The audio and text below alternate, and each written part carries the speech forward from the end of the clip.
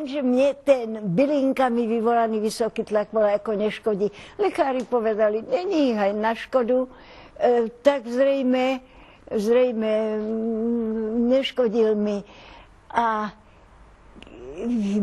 museli by ste miesto rozmarinu dať hloch, ale neodporúčam, lebo tie byliny možno ten hloch neznášajú. Viete, nie každá bylina sa môže užívať.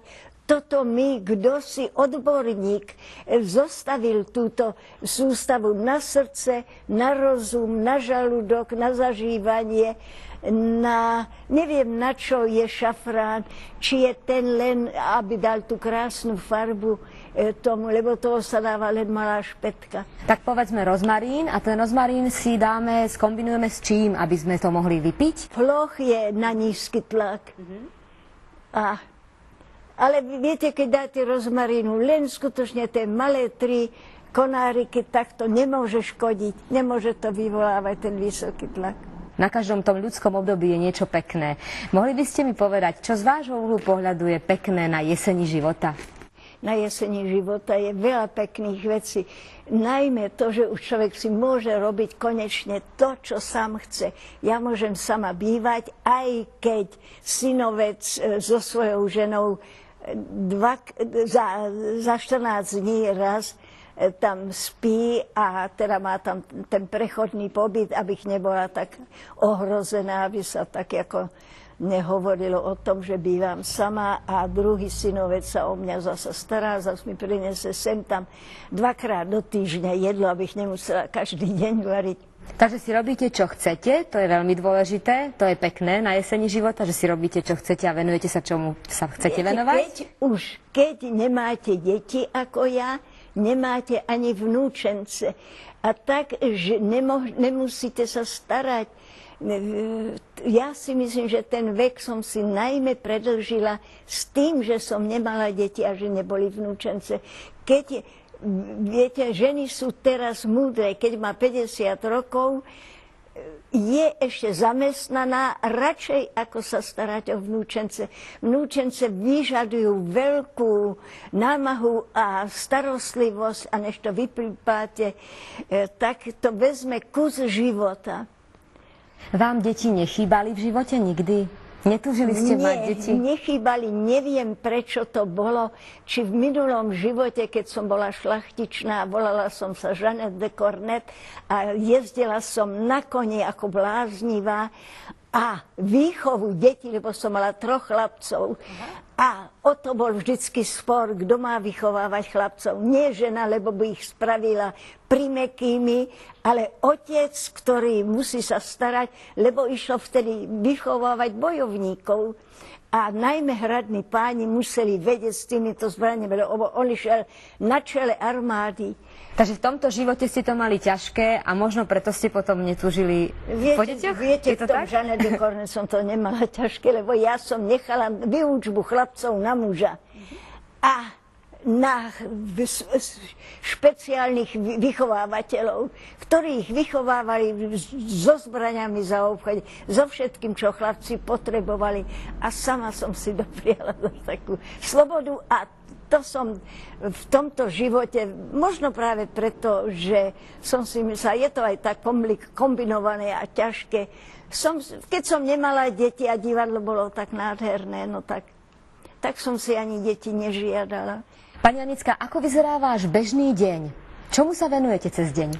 To sa idem prejsť a natrhám kyticu.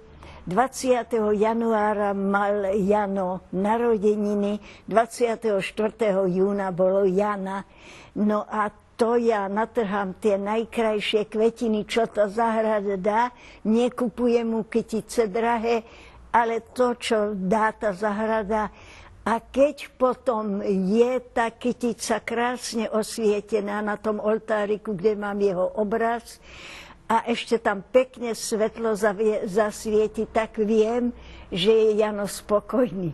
Lebo chlapi, akí už sú, aj po smrti by ma chcel ešte buzerovať. Viete čo?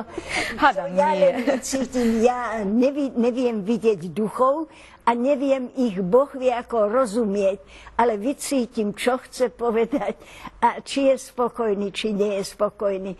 Takže prejdem sa po tej zahrade, natrhám tých pekných kvetín, kúštek zahrady aj vyplejem, ale na to som už dosť mizerná, lebo si nemôžem na toto koleno klaknúť. Máte nejaké plány a predstavy, čo by ste ešte chceli urobiť? Už žiadne plány nemám. Vieš, aj ten Ignatenko, on mi povedal, chcete dožiť 105. rok života? Hovorím, chcem. S vašou pomocou, lebo verím vo vašu teóriu a chcem ju teda vyskúšať, lebo ja v tom veľmi zaostávam.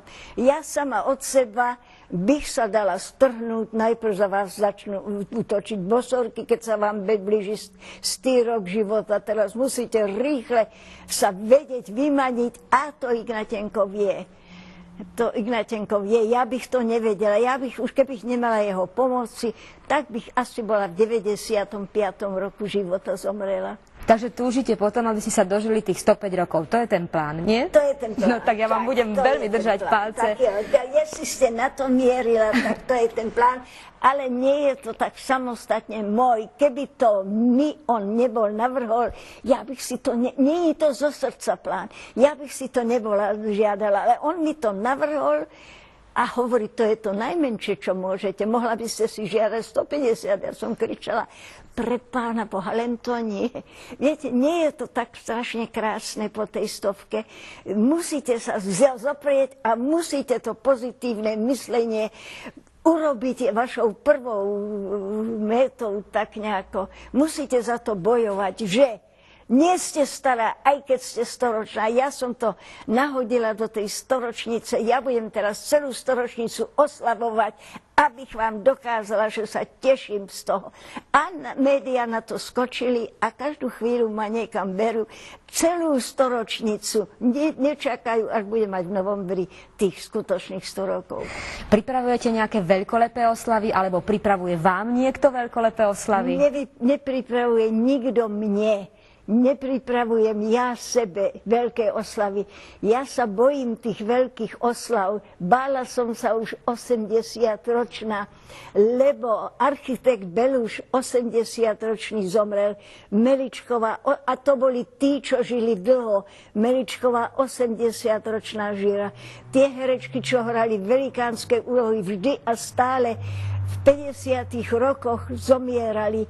A ja som v 50. rokoch bola len odkátrovaná a to mi bolo na veľký prospech, lebo mi rozkázali, mi dovolili hrať len malé úlohy.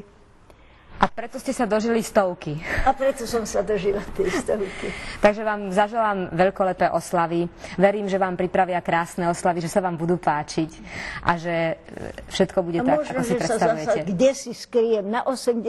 narodiny skryla som sa od Dalmy Špicerovej. Hovorím, Dalma, nemusíš nič variť, ale vieš čo, nemusíš mi dávať žiadne dary, len ma pozvi na obed. A nikto nebude vedieť, kde som. A nebola som doma na svoje 80. Pani Jamnická, tak vám želám veľa elánu. Ďakujem, že ste prišli do portrétu. Takže mi podajte ruku. Všetko máte takú štýlu, linku ruku. Ďakujem. Aj vám všetko dobré. Ďakujem. Nož, milí diváci, ja vám želám nielen ten elán, ale aj pozitívne myslenie. A dovidenia.